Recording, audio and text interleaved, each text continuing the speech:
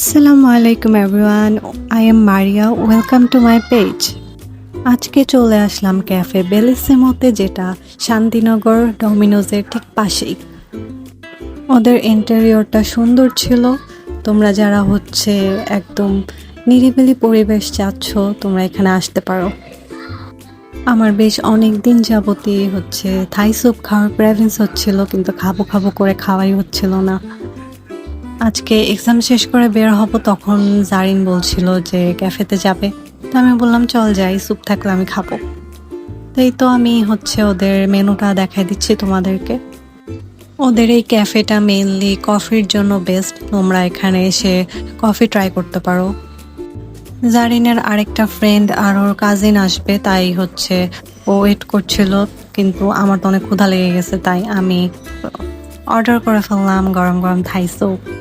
চলে আসছে আমার স্যুপ, দেখো। আমি আবার তাড়াতাড়ি চলে যাব, তাই ওদের জন্য ওয়েট না করে অর্ডার করে ফেলি। তাহলে চলো এখন রিভিউ দিই স্যুপে দেখতেই পাচ্ছ তোমরা, অনেকগুলা চিকেন দেওয়া হয়েছে, প্রনও ছিল, 3 পিস প্রন পেয়েছি আমি।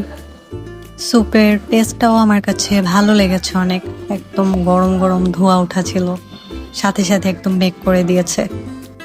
এটা কেন বললাম, কারণ ওদের লাইভ কিচেন আছে, ওখানে দেখা যায় ওরা কি কি করতেছে আর কি। ওভারঅল আমি 9 আউট অফ 10 দিব। এটার টেস্ট আসলেই ভালো ছিল, তোমরা ট্রাই করতে পারো।